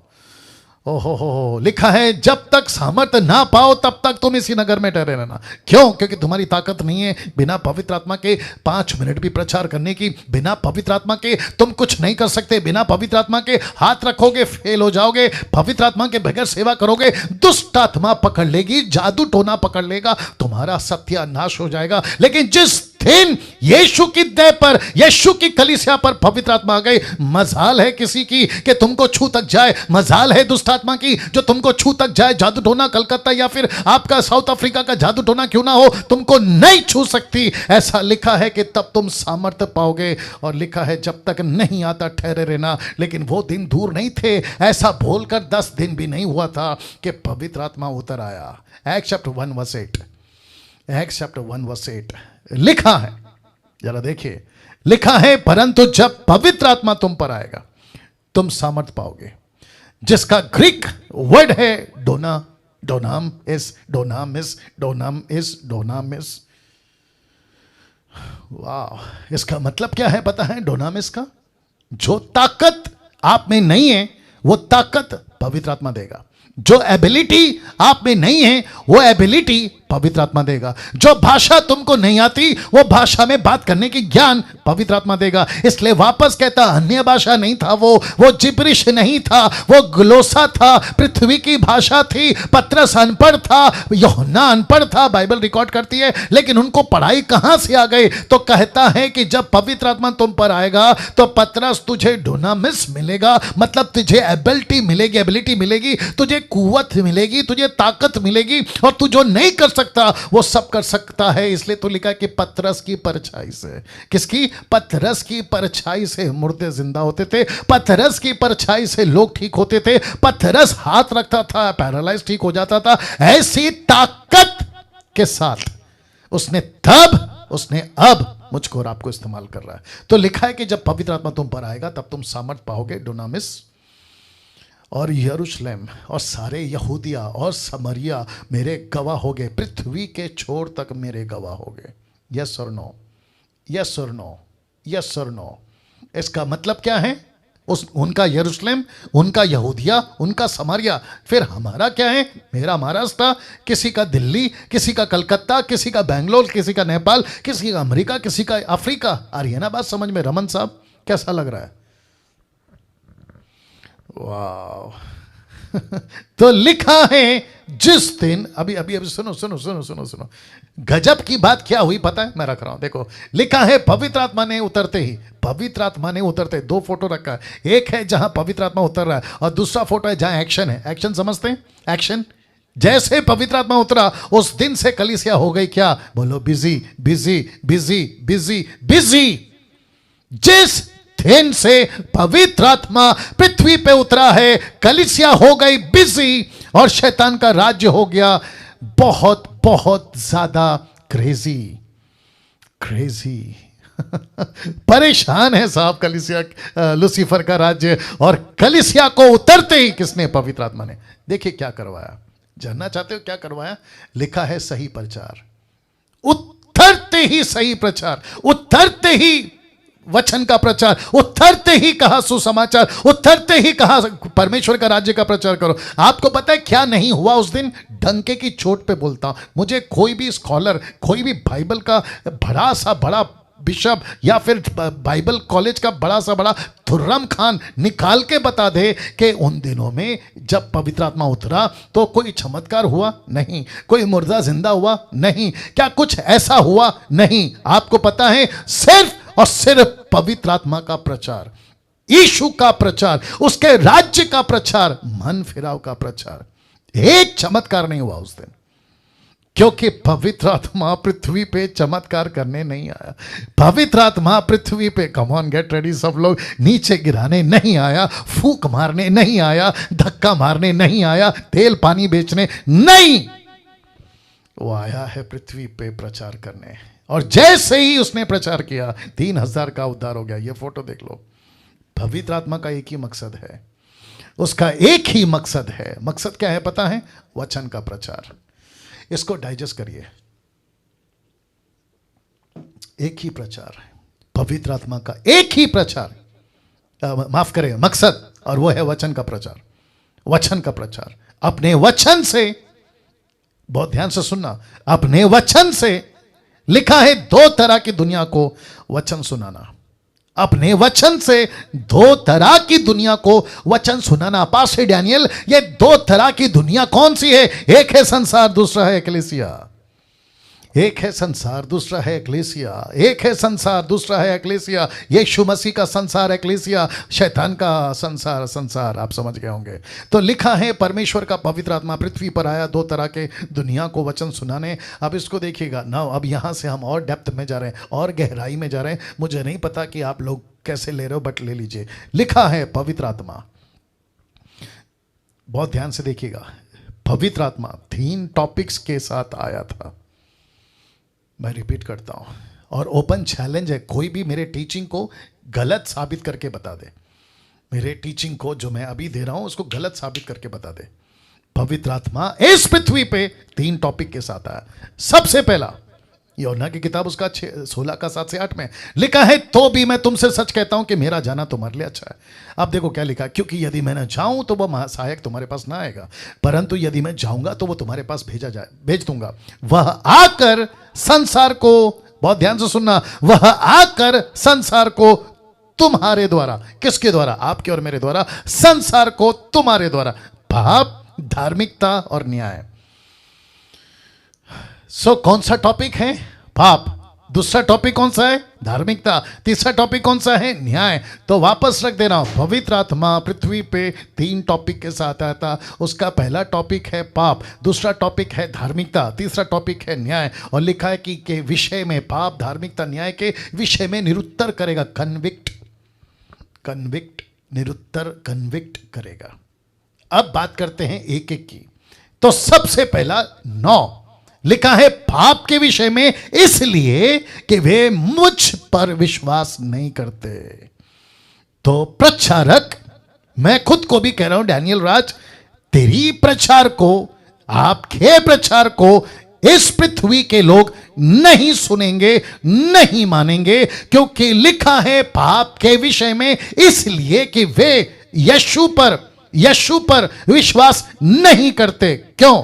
जवाब देखिए, क्योंकि पाप बहुत बढ़ जाएगा, लोग सांसारिक ज्यादा हो जाएंगे, एंटरटेनमेंट ज्यादा हो जाएगा, संसार की बातें ज्यादा हो जाएगी। और ऐसे युग में निर्जला जी, मैं आप जितने भी प्रीचर्स हैं, आप जब हम यीशु का सुसमाचार लेकर जाएंगे तो क्या ये मुझ पर आप पर विश्वास करेंगे? नहीं करेंगे। तो पवित्र आत्मा क्या कहता है? ओके, मैं आऊंगा और मैं जब पृथ्वी पर आऊंगा तो 3 टॉपिक के साथ आऊंगा और मैं उनको कन्विक्ट करूंगा। सबसे पहला क्या करूंगा? कन्विक्ट करूंगा। कन्विक्ट का मतलब क्या पता है? जब इनका न्याय हो रहा होगा ना, तो डैनियल तुझे खड़ा करूंगा। जब इसका अनिल का, सुनील का, राकेश का, मुकेश का, सलमान का, सलीम का, माफ करना किसी का अगर नाम है, मैं एग्जाम्पल के तौर पर ले रहा हूं, इन सबको जिसने मेरा सुसमाचार यूट्यूब वालों नहीं सुना, तो डैनियल तुझे सामने खड़ा करूंगा। निर्जला तुझे सामने खड़ा करूंगा। इस तरह आशा, रमन साहब, सुनील, सोलोमन, मैं तुझे खड़ा करूंगा और इनको बताऊंगा कि मैंने पाप के प्रति तुमको कन्विक्ट करवाया था। ओहो हो, मैंने पाप के प्रति तुमको कन्विक्ट करवाया था। बोला कब? बोला मुंबई में। बोला कहां? बोला महाराष्ट्र में, नेपाल में, अरे इधर कभी उधर। इसलिए एस्थर जी वापस कहता हूं, यीशु का प्रचार करने के लिए किसी के बाप से नहीं डरना है। मुझे लगा आप लोग ताली बजाओगे। किसी के बाप से नहीं डरना है। तो पाप के प्रति निरुत्तर क्यों करेगा? क्योंकि पाप बहुत बढ़ जाएगा। अभी तो कुछ नहीं है, अभी तो कुछ नहीं है। यीशु ने कहा सदोम और गमोरा, जैसा पाप वहां था ना वैसा फिर आएगा। जैसे नूह के दिन में था ना वैसे फिर आएगा। भयंकर मतलब भयंकर। तो ऐसे टाइम पे अब आप सोचिए, हम लोग कौन है? हम लोग कौन है? देख लो, हम लोग कौन है? हम हैं पौधे। कौन से पौधे? जिसको नहीं उखाड़ा है। किसने नहीं उखाड़ सकता? शैतान। लेकिन हम कौन से पौधे? यीशु के लगाए हुए। तो ऐसे पौधे हैं, जब हम यीशु की कलीसिया को, यीशु के लोगों को, 2 तरह की दुनिया को, संसार को और कलीसिया को पाप के प्रति कन्विक्ट करेंगे। पाप के प्रति कन्विक्ट करेंगे। एक मूर्ख सा आदमी यूट्यूब पे कहता है कि डैनियल राज पाप के ऊपर प्रचार करता है, लिमिट होना चाहिए, ऐसा होना चाहिए, वैसा होना चाहिए। अब आपको पता लग गया होगा कि ये कौन सा पौधा है। अब इसको देखिए, इसलिए प्रचारकों से पवित्रता का प्रचार ज्यादा करवाएगा। पवित्रता का प्रचार। दूसरे शब्दों में, हम प्रचारक कैसे होंगे? पाप के प्रति, पाप के विरोध में, पाप को बर्दाश्त न करने वाले। वो चाहे बाहर हो, आगे बोल दीजिए, कौन सी दुनिया? 2 दुनिया। एक कौन सी दुनिया? संसार। दूसरी कौन सी दुनिया? कलीसिया। इसलिए हम जैसों को रखा है, मुझ जैसे 10 टक्काओं को रखा है, ताकि कलीसिया की गंदगी साफ करते रहें। तीसरा, माफ करें, दूसरा लिखा है वचन 10 में, धार्मिकता के विषय में, इसलिए कि मैं पिता के पास जाता हूं। इसका मतलब क्या है? प्रचारकों से एक्लेसिया को तैयार करवाएगा। उद्धार, बपतिस्मा, चेला बनाना, चर्च प्लांटिंग, मिशन की बातें धार्मिकता के विषय में, इसलिए कि मैं पिता के पास जाता हूं। इसका मतलब क्या है? पवित्र आत्मा कहता है, यीशु जी आप तो पिता के पास चले जाओ, लेकिन पृथ्वी के ऊपर कलीसिया को मैं तैयार करूंगा। कैसे तैयार करूंगा? उद्धार की बातें करवाऊंगा, बपतिस्मा की बातें कराऊंगा, चेला बनाने की बातें कराऊंगा, चर्च प्लांटिंग की बातें कराऊंगा, मिशन की बातें कराऊंगा, मिशनरीज की बातें कराऊंगा। तीसरा, न्याय के विषय में, इसलिए कि संसार का सरदार दोषी ठहराया गया। इसको कहते हैं प्रचारकों से नरक का, स्वर्ग का, न्याय का, आग की झील का, इन सब का प्रचार करवाऊंगा। किससे? आपसे और मुझसे। इसका मतलब क्या है? कि शैतान जो है ना, वो दोषी ठहराया गया है। दूसरे शब्दों में पवित्र आत्मा कहता है, करो प्रचार नरक का, करो प्रचार स्वर्ग का, बताओ सबको न्याय होगा, बताओ एक आग की झील है, जाकर कहो कि इन सब का प्रचार तुमको करना होगा, ताकि शैतान दोषी ठहरेगा और सारे पापी लोगों का क्या होगा। ऐसी बातों को, ये जो 3 टॉपिक लेकर आया, एक है पाप, दूसरा धार्मिकता, तीसरा न्याय। कैसा लगा? सीधे से कभी ऐसे एंगल से पढ़े थे? या ये डीटी में परमेश्वर आपकी और मेरी मदद कर रहा है ना। इसको देखिए, यूहन्ना 16 का 9 से 11 तक में आपको 3 दुनिया यहां पे मिल जाएगी। 16 से यूहन्ना का 16 अध्याय वचन 9 से 11 तक में आपको यहां पे 3 दुनिया दिख जाएगी। अब एक दुनिया कौन सी है? संसार। दूसरा कौन सा है? कलीसिया। तीसरा कौन सा है? न्याय की दुनिया। इसका मतलब इसको कहते हैं फाइनल जजमेंट। तो एक प्रचारक को पवित्र आत्मा उठाएगा, एक प्रचारक बनाएगा संसार के लिए, उसी को फिर कहेगा कलीसिया को तैयार करो, फिर उसी को कहेगा कि दुनिया को बताओ कि एक दिन न्याय होगा, एक दिन न्याय होगा। तो इसका मतलब है संसार, कलीसिया, न्याय की दुनिया। वाह! संसार और न्याय के बीच, बहुत ध्यान से देखना, लिखा है संसार और न्याय के बीच खड़ी है। जरा देख लो, यीशु की कलीसिया। किसके बीच खड़ी है? यीशु की कलीसिया। कौन सी कलीसिया? उसका किंगडम। कौन सा कलीसिया? उसका कैबिनेट। और लिखा है जिसमें यीशु ने अपने पौधे लगाए हैं। कौन से पौधे? खरी शिक्षाओं के प्रचारक के पौधे। My goodness, my goodness, my goodness. आप लोग कैसे ले रहे हो मुझे नहीं मालूम। पवित्र आत्मा आपकी मदद करे। आपको यीशु ने संसार और न्याय के बीच की दुनिया में खड़ा किया है। और कैसे पौधे हैं आप लोग? वो पौधे हैं जो सही शिक्षाओं के पौधे हैं आप लोग।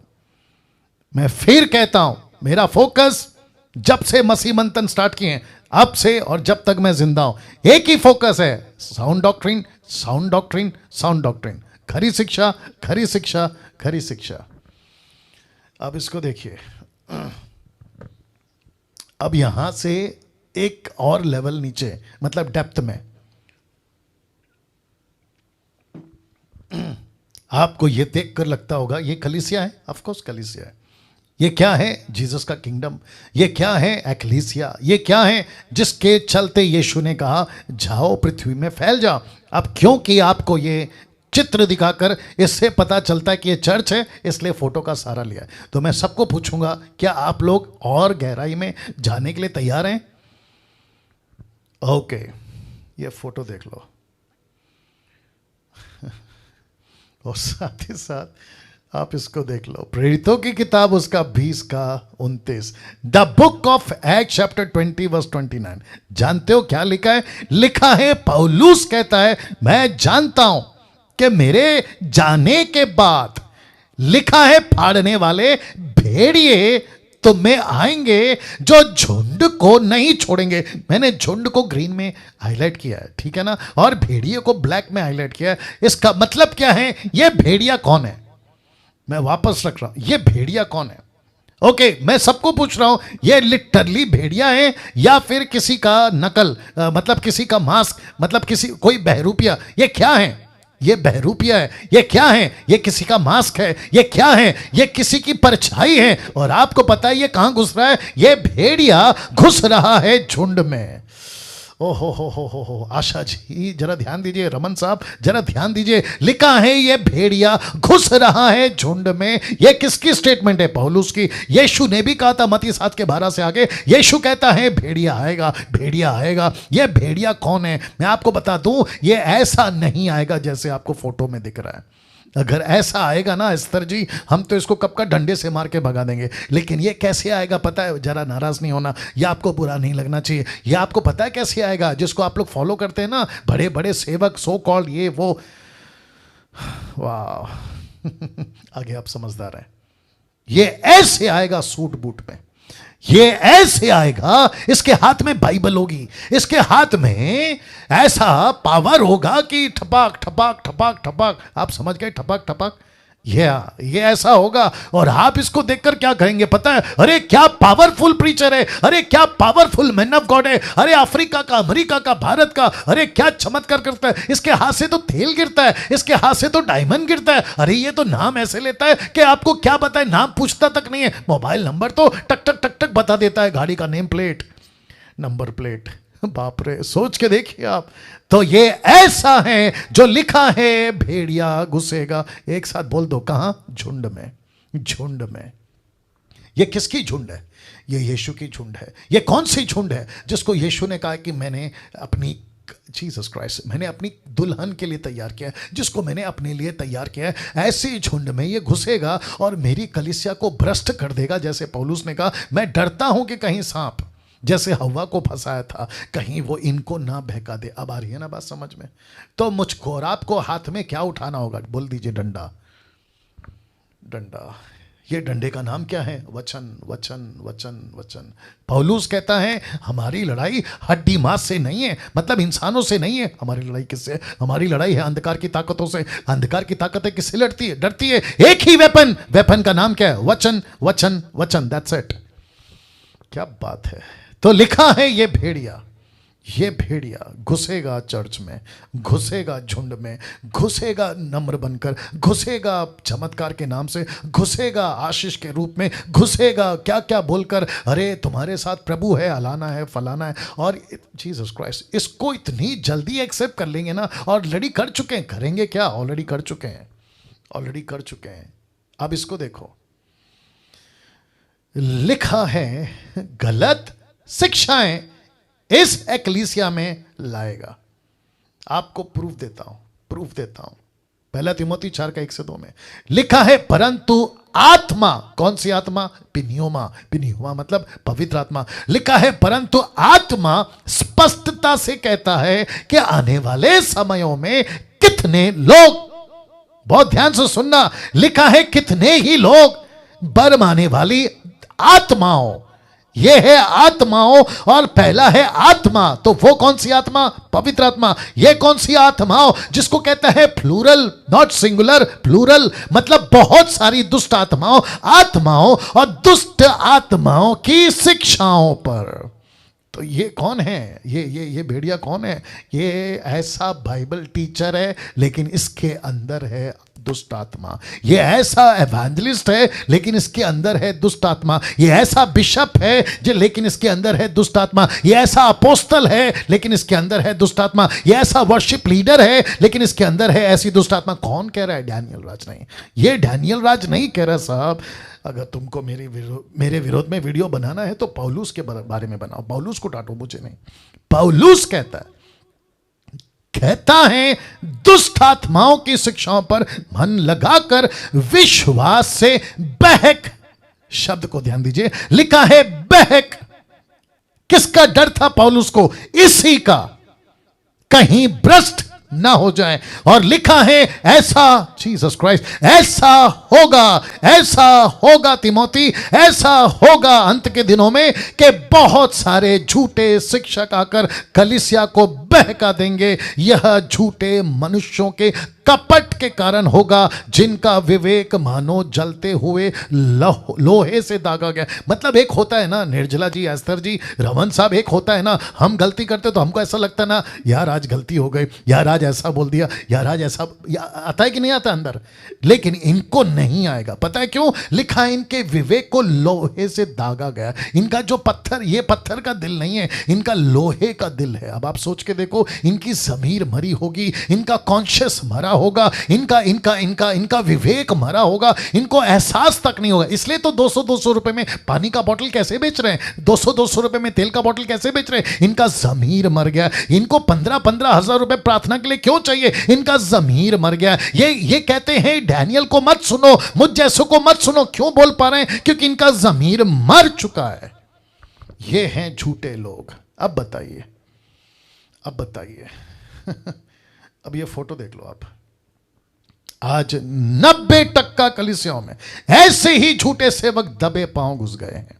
दबे पांव, आप फोटो देख लीजिए, दबे पांव। अब इनको कौन नहीं रोक रहा है? इनको कौन नहीं रोक रहा है? मैं आप लोगों से पूछ रहा हूं, इनको कौन नहीं रोक रहा है? खुद चर्च के लोग खुद चर्च के लोग।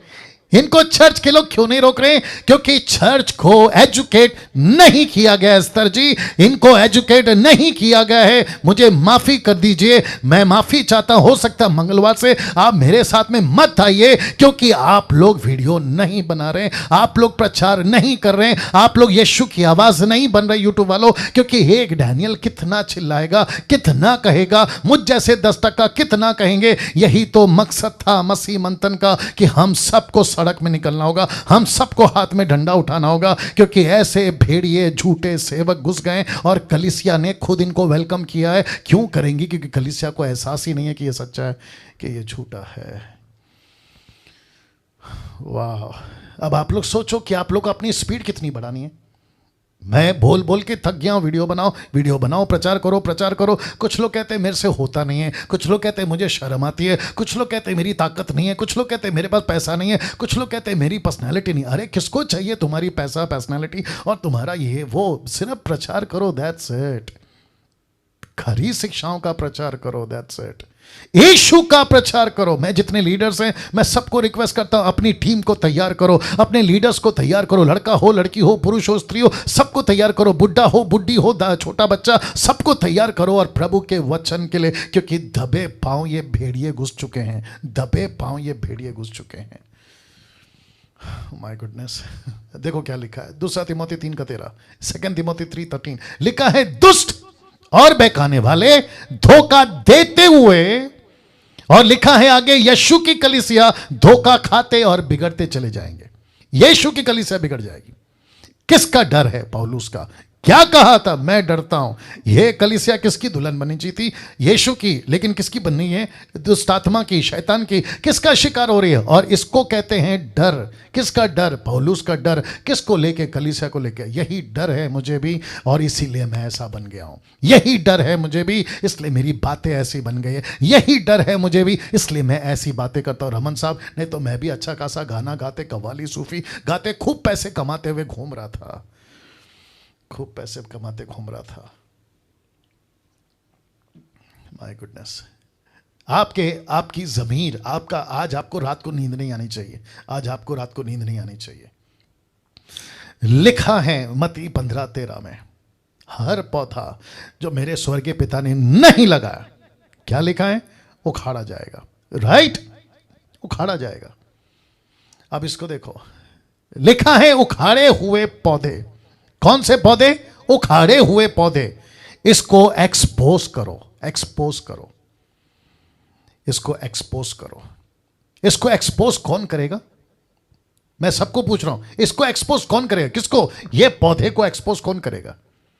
ये इसको एक्सपोज कौन करेगा? यस निर्जला जी, बिल्कुल सही कहा। सब लोग अपना हाथ लो और अपनी तरफ करो, अपनी तरफ करो, मुझे दिखना चाहिए, अपनी तरफ करो। इसको एक्सपोज कौन करेगा? ये पौधा कब का उखड़ा हुआ है? ये भेड़िया कब का भ्रष्ट हो चुका है? ये आपके चर्च में कब का आ चुका है? इसको एक्सपोज कौन करेगा? मैं वापस कहता हूं, इसको एक्सपोज कौन करेगा? अपनी उंगली अपनी तरफ करो। डैनियल राज नहीं करेगा। मैं कहां तक करूं? और तब जाकर मैंने ये पोस्टर रखा है, देख लीजिए। अगर अपनी भेड़ों को बचाना है, याद आ गया फोटो, अगर अपनी भेड़ों को बचाना है तो हाथ में डंडा उठाना होगा, हाथ में डंडा उठाना होगा। लिखा है यूहन्ना 10:12-13, जॉन चैप्टर 10:12-13। कुछ लोग कहते हैं डैनियल भाई हाथ में डंडा हम क्यों उठाएं? तो तुम्हारे लिए वचन लिखा है, मजदूर जो ना चरवा है ना भेड़ों का मालिक है, भेड़िए को आते भेड़ों को छोड़कर भाग जाता है, भेड़िया उन्हें पकड़ता तितर बितर कर देता है। अब इसको देखो, वह इसलिए भाग जाता है। कौन? चरवा। वो इसलिए भाग जाता है कि वह मजदूर है और उसको भेड़ों की चिंता नहीं। लेकिन यीशु कहता है 10:15 में, इसी में कहता है, मैं भेड़ों के लिए अपना प्राण दे देता हूं। I give my life for the sheeps. यीशु तो भेड़ों के लिए मर गया, तो क्या आप डंडा भी नहीं उठा सकते? यीशु जान दे गया, आप एक छोटा सा वीडियो नहीं बना सकते? यीशु क्रूस पे मर गया इस भेड़ियों को, शीप को, इस भेड़िए से बचाने के लिए, ताकि शीप सुरक्षित रहे। यीशु ने जान दे दी।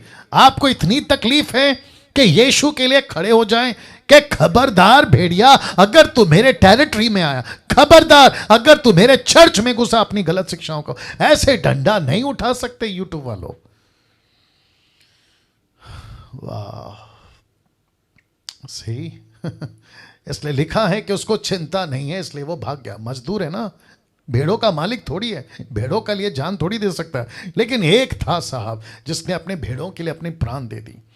अब इसको देखिए 20:28, इसलिए अपनी और अपने झुंड की चौकसी करो।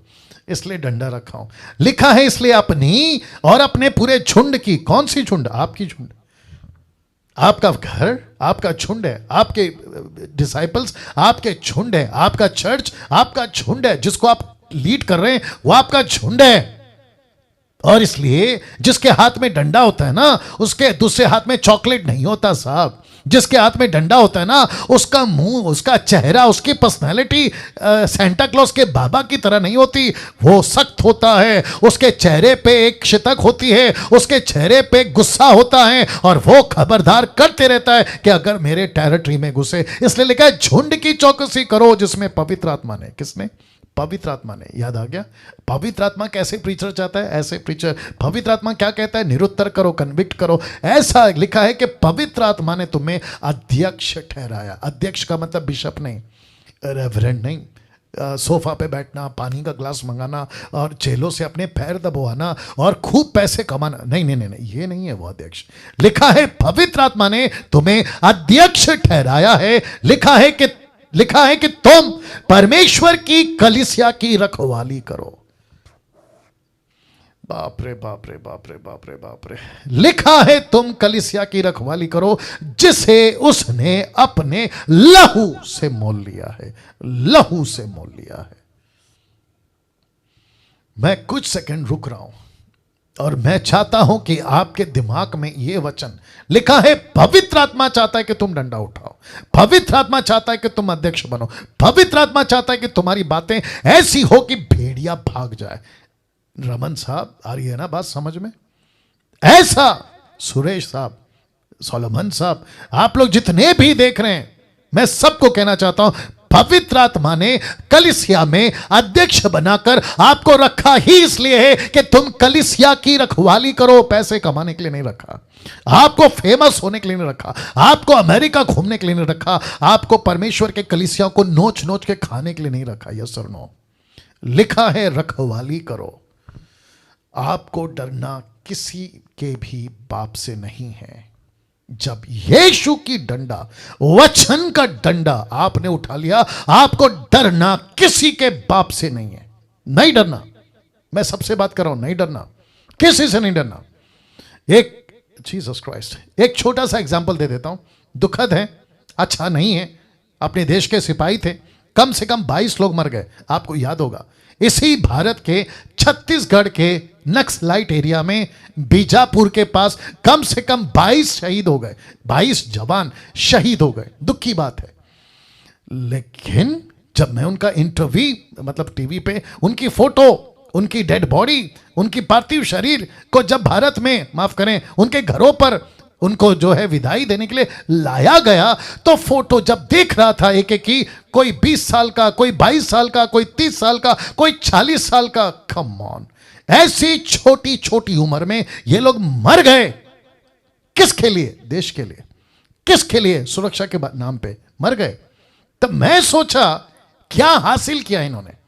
क्या क्या कर रहे थे? सुरक्षा कर रहे थे, नक्सलाइट से बचा रहे थे देश को, और जिसके चलते जान दे दी। उनके घर के लोगों को पूछेंगे ना कि भाई आपका बेटा मर गया, भाई मर गया, आपका पति मर गया, दुख है। वो क्या कह रहे होंगे? वो यही कह रहे होंगे, देश के लिए मर गया। तब मेरी बत्ती जली। सोचिए, आप और मैं पृथ्वी पर जीते हैं, यीशु के सेवक बन गए, और ऊपर से कितनी शिकायत है। मेरा नौकरी नहीं है, मैं क्या करूं? मेरे पास पैसा नहीं है, मैं क्या करूं? मेरा हेल्थ का प्रॉब्लम है, मैं क्या करूं? अगर ऐसा उनकी उम्र में सोचा होता तो वो देश की रक्षा कहां से करते, बताइए? यहां पे हम लोग दुख उठाकर परमेश्वर के लिए सेवा करने के बजाय शिकायतें कर रहे हैं, शिकायतें। वाह। फिर कहते हैं कल को मर गए तो घर का क्या होगा, फैमिली का क्या होगा, इसका क्या होगा, उसका क्या होगा। जो मर गए 22 लोग, उन्होंने एक बार भी सोचा होगा? छोटे छोटे बच्चे हैं उनके, उन्होंने सोचा होगा मेरी लड़की का स्कूल का क्या होगा, फीस का क्या होगा, इसका क्या होगा, उसका क्या होगा। आपको पता है वो किसके सारे छोड़ के गए देश के? वो सारे लोग जो मर गए, यहाँ के देश के नागरिकों के हाथों, या फिर यहाँ की गवर्नमेंट के अथॉरिटी के हाथों। अब आप सोच के देखो, हम किसके लिए मर रहे हैं? ऊपर के गवर्नमेंट के कारण। हम किसके लिए मर रहे हैं? यीशु जो हमारा राष्ट्रपिता, पति, या किंग का किंग, राजाओं का राजा, उसके लिए मर रहे हैं। Come on. किसी के बाप से नहीं डरना, किसी के बाप से नहीं डरना। सेवा करना है, डंके की चोट पे करो। तभी लिखा प्रकाशित वाक्य 21:28 में, डरपोक या डरपोकों टोटल नहीं डाला हूं, सिर्फ इतना टुकड़ा डाला हूं। डरपोकों को उस झील में मिलेगा जो आग और गंधक से जलती रहेगी, ये दूसरी मृत्यु है। तो ये कौन से डरपोक हैं? ये वो नहीं है जिनको बाहर भूत बंगला या फिर छुड़ैल या दुष्टात्मा, ना ना ना, ये वो डरपोक है जो वचन से डरते हैं। यीशु ने क्या कहा? अगर मनुष्य के सामने मेरा इनकार करोगे तो मैं पिता के सामने तुम्हारा इनकार करूंगा। याद आ गया कि नहीं आ गया? यीशु के गवर्नमेंट में, मेरे को आज थोड़ा सा वक्त दे दीजिए। यीशु के गवर्नमेंट में कलीसिया कैसी होनी चाहिए? यह आखिरी डेप्थ है, उसके बाद फिनिश। यीशु के गवर्नमेंट में कलीसिया कैसी होनी चाहिए? तो दो शब्द हैं, एक है प्राइमरी और दूसरा है सेकेंडरी। मैं रिपीट कर देता हूं, एक है प्राइमरी और दूसरा है सेकेंडरी। आप सभी जानते हैं प्राइमरी का मतलब क्या है और सेकेंडरी का मतलब क्या है। प्राइमरी का मतलब है जो सबसे पहला, सबसे ज्यादा जरूरी, सबसे इंपॉर्टेंट, और सेकेंडरी का मतलब क्या है? जो प्राइमरी के बाद आता है, जिसको कहते हैं इसकी इंपॉर्टेंस इतनी नहीं है, ये बाद में भी करेगा तो चलेगा, ये बाद में भी होएगा तो चलेगा, लेकिन प्राइमरी और सेकेंडरी का कॉन्सेप्ट आपके बीच में रख रहा हूं। क्या है जरूरी, क्या है जरूरी और क्या नहीं है जरूरी, ये दो बातें आपके बीच में रख रहा हूं। आप लोग जल्दी से सेटल हो जाएं जी। वाह, क्या बात है। लिखा है प्राइमरी सेकेंडरी कॉन्सेप्ट, क्या है जरूरी और क्या नहीं है जरूरी। सबसे पहला बात करते हैं प्राइमरी की, तब आपको सेकेंडरी समझ आ जाएगा। तो चर्च में प्राइमरी का मतलब जो सबसे इंपॉर्टेंट देती है चर्च, सबसे ज्यादा इंपॉर्टेंट देता है चर्च का पास्टर, जो ऐसी चीजें जिसको कहते हैं प्राइमरी, ऐसी कलीसिया कैसी होनी चाहिए? कलीसिया जो इन बातों को लेकर चलती है। कलीसिया में ये सब बातें होनी चाहिए जिसको कहते हैं प्राइमरी, फर्स्ट आना चाहिए। एरो देख लो, एरो देख लो। तो सबसे पहला है खरी शिक्षाओं का प्रचार। ऐसी कलीसिया जो प्राथमिकता या इंपॉर्टेंस देती है, जिसको कलीसिया ने, जिसको कहते हैं प्राइमरी पे रखा है, मुख्यता पे रखा है, वहां है खरी शिक्षाओं का प्रचार, जिसमें आता है Trinity, baptism, salvation, rapture, tithe and offering, और फिर praise and worship, Holi spirit and his gift. तो जिसका मतलब है कि ऐसी कलीसिया जो ट्रिनिटी, त्रिएक परमेश्वर को ठीक से सिखाए, जिसको कहते हैं सही शिक्षा। दूसरा, बैप्टिज्म को ठीक से सिखाए। 3 नाम 1 बार, 3 नाम 1 बार, 1 नाम 3 बार नहीं। वाह, वापस आना पड़ेगा। वापस कहता हूं, 3 नाम 1 बार डुबाना, ना कि 1 नाम 3 बार डुबाना। या पिता पुत्र पवित्र आत्मा, ठीक है ना। बैप्टिज्म का concept, salvation, one saved always saved नहीं मानते, क्योंकि बिब्लिकल नहीं है। आपको उद्धार पाना है और आपके उद्धार को संभाल के रखना है, ये आपका काम है। रैप्चर, जो कि 3 कॉन्सेप्ट हैं, pre rapture, mid rapture, post rapture. हम कौन से वाले? हम प्री रैप्चर वाले। यीशु के पहले जो क्लेश है एंटी क्राइस्ट का, उसको हम नहीं देंगे। मैं उसको रखूंगा संडे को, हम उसको नहीं देखेंगे, कलीसिया उसको नहीं देखेगी। क्यों? यीशु की दुल्हन है, क्यों यीशु का राज्य है, क्यों उसकी कैबिनेट है, क्यों उसके लीडर्स हैं, वो क्यों जाएंगे एंटी क्राइस्ट के अंदर? क्या बात है। जिसको कहते हैं pre rapture, pre rapture, pre rapture, Trinity, baptism, salvation, pre rapture और टाइथ एंड ऑफरिंग। आपको सबको पता है कि पैसा जबरदस्ती नहीं लेते। ऐसी कलीसिया जो पैसे को जबरदस्ती, टाइथ को देने के ऊपर ही इनका फोकस है, ऐसी बातों से जो सिखाती है, जिसको कहते हैं प्राइमरी, जिसको कहते हैं खरी शिक्षा। फिर कहते हैं प्रेज एंड वर्शिप, घंटों नाचते रहना, घंटों गाते रहना। इसको लेकर कॉन्सेप्ट क्लियर कर लेगी। होली स्पिरिट का गिफ्ट, जिसमें बहुत कुछ आ गया, और खास करके अन्य भाषा, जिनका ये कॉन्सेप्ट क्लियर है। और ऐसी कलीसिया जहां सेवक का चरित्र सही हो, ऐसी कलीसिया जहां सेवक का चरित्र सही हो। चरित्र का मतलब आप समझ गए? कैरेक्टर, याद होगा आपको, कैरेक्टर या वचन। लिखा है इब्रानियों 13:17, किसकी बात हो रही है? सेवक की बात हो रही है। लिखा है अपने अगुवों की मानो, उनके अधीन रहो, क्योंकि वे उनकी नाई तुम्हारे प्राणों के लिए जागते रहते हैं। यह अच्छा लीडर है, यह अच्छा लीडर है, यह अच्छा लीडर है। लिखा है ध्यान देना, लिखा है जिन्हें लेखा देना पड़ेगा। किसको लेखा देना पड़ेगा? लीडर को या चर्च को? लीडर को। ऐसा लिखा है सेवक को अपने जीवन का लेखा देना पड़ेगा।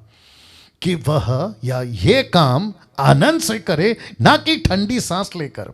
फिर लिखा है क्योंकि इस दशा में तुम्हें, किसको? कलीसिया को कोई लाभ नहीं है। ऐसे पास्टर से तुम्हें कोई लाभ, मतलब ऐसे पास्टर से चर्च को कोई लाभ नहीं है, क्योंकि वो ठंडी सांस लेकर, ठंडी सांस समझ गए, चर्च का पैसा लेता है, खूब इंजॉय कर रहा है, टाइथ एंड ऑफरिंग खूब इंजॉय कर रहा है, बोला पैसे दो पैसे दो पैसे दो पैसे दो। जैसे कल के दिन से सर आशा ने प्रार्थना किया, पैसे पैसे को लेकर क्या क्या गड़बड़े हैं। ऐसी कलीसिया जहां मिशन की बातें होती है, प्राइमरी, जहां सोल विनिंग होता है, जहां मेकिंग डिसाइपल होता है, जहां प्लांटिंग चर्चेस होती है, जहां सेंडिंग मिशनरीज होते हैं, ऐसी कलीसिया जिसको कहते हैं प्राइमरी। अब बात करते हैं, सेकेंडरी आना चाहिए था ना यहां पे प्राइमरी कैसे आ गया? ओके, इसको ठीक करेंगे स्लाइड पे, लेकिन आप लोग इसको सेकेंडरी समझिए। अभी पूरा हट जाएगा, मेरे को पूरा बैक जाना पड़ेगा, तो मैं वापस कहता हूं ये सेकेंडरी है, नॉट प्राइमरी। ये हमारा मिस्टेक है। ओके, ऐसी कलीसिया जिसको कहते हैं secondary, not this one, secondary कलीसिया की जहां मिल्क ड्रिंकिंग क्रिश्चियंस पाए जाते हैं। मिल्क ड्रिंकिंग क्रिश्चियंस, एरो देख लो। पहला कुरिन्थियों 13:11 लिखा है, जब मैं बालक था तो मैं बालकों की नहीं बोलता था, बालकों का सा मन था, बालकों की समझ थी, परंतु जब सियाना हो गया तो बालकों की बातें छोड़ दी। कौन सा चर्च? सेकेंडरी। कैसी बातें? बालकों की। कैसी सोच? बच्चों की। कैसे लोग हैं? बच्चे टाइप के। इनको मुझ जैसे प्रचारक की बातें समझ में नहीं आएंगी, इसलिए तो उल्टी सीधी हरकतें करते। कैसी होती हैं ये कलीसिया? दे रहा हूं। कैसी होती है ये कलीसिया? आशीष के लिए चर्च जाती है, चमत्कार के लिए चर्च जाती है, परमेश्वर के लिए चर्च जाती है। ओ ओ ओ ओ ओ ओ आशीष का ठीक है पास्टर डैनियल, चमत्कार का ठीक है पास्टर डैनियल, परमेश्वर के लिए तो जाना ही पड़ेगा ना। तो सुनो, मैं रखूंगा, अभी बता देता हूं, पहला फोटो देख लो। आप लोग हंसते होंगे कि पेट्रोल पंप यहां पे क्या कर रहा है, मैं आपको बताता हूं। ऐसा चर्च जो है वो एक पेट्रोल पंप की तरह है, जहां हम खुद को भरते हैं। कहते हैं कि आप संडे संडे आते हो, आप खुद को भरते हो, जैसे गाड़ी आती है ना पेट्रोल पंप पे, तो आप खुद को भरते हो, इसलिए संडे संडे चर्च जाना जरूरी है। अगर ऐसा सच है तो फिर इसका क्या? ये ऐसी गाड़ी है जो पेट्रोल पंप को भरती है। वापस आना पड़ेगा। ये ऐसा पेट्रोल पंप है जो गाड़ियों को पेट्रोल देता है। ये ऐसी गाड़ी है जो पेट्रोल पंप को पेट्रोल देती है। आप पूरी जिंदगी क्या बनना चाहते हो? आप पूरी जिंदगी क्या बनना चाहते हो? इसलिए लिखा है, देखो, एक जाता है परमेश्वर के लिए, एक जाता है परमेश्वर को लेके। मैं रिपीट करता हूं, एक जाता है परमेश्वर के लिए, एक जाता है परमेश्वर को लेके, एक जाता है आशीष, चमत्कार, नौकरी, कारोबार, शादी, परिवार, बीमार। एक जाता है कि प्रभु मैं इसलिए जा रहा हूं ताकि वहां कोई बीमार, वहां कोई दुख, वहां कोई परेशान, वहां कोई ऐसा होगा ताकि मैं उसको ठीक करूं। एक होता है जो अपनी गाड़ी में पेट्रोल भराने जाता है, एक गाड़ी ऐसा है जो खुद पेट्रोल पंप को गाड़ी पेट्रोल देती है। वाह! आप कौन से क्रिश्चियन हैं, कौन से चर्च हैं? और तब जाकर लिखा है प्राइमरी या सेकेंडरी। आपका चुनाव, आपका चुनाव, प्राइमरी या सेकेंडरी, आपका चुनाव, आपको चुनाव करना है। यीशु कौन सी कलीसिया का बॉस है? प्राइमरी। यीशु कौन सी कलीसिया चाहता है? प्राइमरी। यीशु किस तरीके के सेवकों को चाहता है? प्राइमरी। अब अगले हफ्ते, यहां से अगले हफ्ते, बट मैं चाहता हूं कि आपको यह बताऊं जो कि मैं कुछ दिनों से बता रहा हूं कि एमएमबी मिशन और एमएमबी मिशनरी के लिए अगर आप कुछ देना चाहते हैं तो सुमन वैद को संपर्क करें, ये उनका नंबर है। और मैं चाहता हूं कि बहुत सारे मिशनरीज को, बहुत सारा काम बाकी है जो हमें करना है, आप में से बहुत सारे ऐसे लोग हैं जिनके पास पैसा है लेकिन नहीं पता कहाँ देना है। यूट्यूब वालों, आपके पास बहुत पैसा है लेकिन आपको नहीं पता कहाँ देना है। ऐसा मिशन और ऐसे मिशनरी के लिए जिसको हम पूरे भारत में मसीह मंथन की तरफ से उनको भेजेंगे ताकि काम प्रभु का हो सके। तो रिक्वेस्ट करता हूं कि इस नंबर पे आप लोग कॉल कर सकते हैं। ये नंबर गूगल पे भी है, आप गूगल पे भी कर सकते हैं इनसे बात करने के बाद, आपको जैसा ठीक लगे। आइए एक प्रार्थना करते हैं। सृष्टिकर्ता पिता, यीशु के नाम से महान महान बातों के लिए जो आपने अभी सिखाया, आपको कोटि कोटि धन्यवाद। प्रभु जी, जितने लोग इसको सुनेंगे और सुन रहे हैं और सुनेंगे, एक एक व्यक्ति को उसकी स्पिरिट, उसकी आत्मा को झंझोड़ दीजिए प्रभु, ताकि परमेश्वर सारे के सारे तेरे मिशन के लिए, कार्य के लिए आगे बढ़ सके प्रभु, तेरे लिए जी सके। ऐसी बातों के लिए आपको मैं धन्यवाद देता हूँ। यीशु के नाम से मांगते हैं, सुने और कबूल करें। आमीन।